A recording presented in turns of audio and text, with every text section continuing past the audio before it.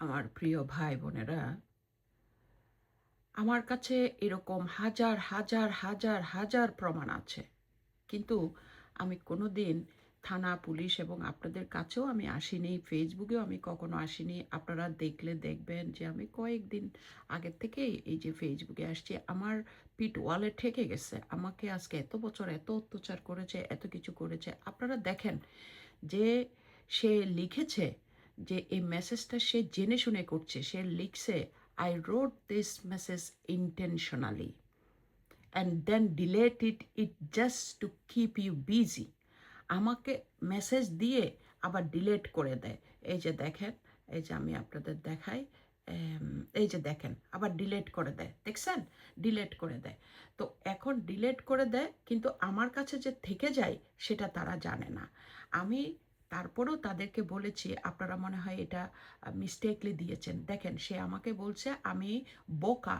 এই যে দেখেন, বলছে আমি বোকা, আমি গাধা, আমি জানি না, ওরা আমাকে আসলে ইন্টেনশনালি দিচ্ছে। এই যে দেখতেছেন, দেখে বলে যে purpose how to you react, see disappear your emotional you get. আমি কত কষ্ট পাইতে পারি, মানসিকভাবে কতটা ভেঙে পড়তে পারি, এইটা আমাকে তারা দেখতে চাচ্ছে। আপনারা দেখেন ভাই বন্ধুরা, আপনাদের কাছে আমি প্রশ্নটা ছুড়ে দিলাম, আমি কি পরিমাণ অত্যাচারিত হচ্ছি। এখন আপনারা সবার কাছে আমার এই প্রশ্নটা, আমার কাছে উত্তর দিতে হবে না যে আমি শুধু আমার সন্তানকেও বলছি, আমার সন্তানের কাছেও আমি এই প্রশ্নটা করছি, কারণ আমি সন্তানের সাথে কথা বলতে পারতেছি না।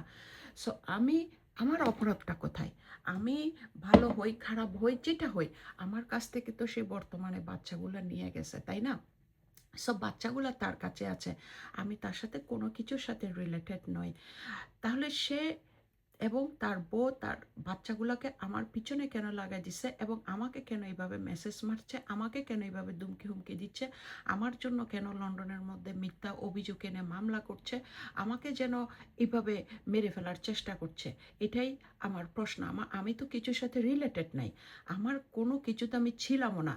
যা ছিলাম না ছিলাম সেটা অতীত, চলে গেছে। এই লোকটা খারাপ, এই লোকটা জঘন্য, সে মানুষ খুন করেছে বাংলাদেশে। সে মানে খুনিদের সাথে তার উঠা বসা, খুনিদের সাথে সে তার সম্পর্ক, সে ফোনে মানুষকে এরকম অর্ডার করতে আমি নিজের কানে শুনেছি ঘর থেকে। তো এখন আমি যখন তার এই ধরনের এগুলা জেনেছি, আমি আস্তে করে তারে সরে গেছি। তারা বিয়ে করতে চাইছে, করো গা ভাই, আমি বলছি করো, বিয়ে করো, সুখে শান্তিতে থাকো। কোনোদিন কেউ বলতে পারবে আমার বাংলাদেশের লোকজন বা লন্ডনের লোকজন যে আমি তার নামে কোনো বদনাম করছি? কেউ বলতে পারবে? বা আমি কোনোদিন তারা কটু কথা বলছি বা কোনো কিছু বলছি? আমি কোনোদিন কিছু বলিনি। আমি আমার উপরে দোষ চাপাই নিয়েছি, ঠিক আছে।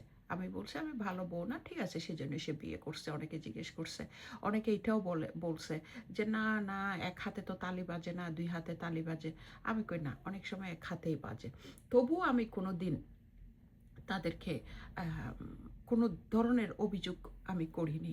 আমি সবসময় সম্মান করেছি। আমি আমি এটা ধরে নিয়েছি যে দেখ আমার কপালে ছিল। দেখেন, আমি এর পরেও তারা আমাকে দেখেন কিভাবে মানে আমার উপর অত্যাচারটা করছে। আমার অপরাধটা কোথায়? কেন আমার এইভাবে যদি মৃত্যু হয়, আমার মৃত্যুর জন্য কে দায়ী থাকবে? আমি মানসিক শারীরিকভাবে খুবই অসুস্থ। আমি গতকালকেও আমি প্যানিক অ্যাটাক হয়েছে, আমি হসপিটালে ছিলাম 27 ঘন্টা, তারপর আমি বাসায় আসছি। এখন আমি রেস্টে আছি। সো আমি কোনো কাজ করতে পারছি না, আমি কোনো কাজ করতে পারতেছি না। আমি কোনো কিছুই করতে পারছি না। আমি হয়তো এই যাত্রায় আমি মরেই যাব, আমি আর হয়তো বাঁচবই না। মানে আমাকে বলেন এরা কতটা হিংস্র হতে পারে মানুষ? আপনারা একটু চিন্তা করেন। এই যে স্যুট টাই পরার অবস্থার মধ্যে এ বলে শিক্ষিত, বলে ইঞ্জিনিয়ারিং পাস করছে।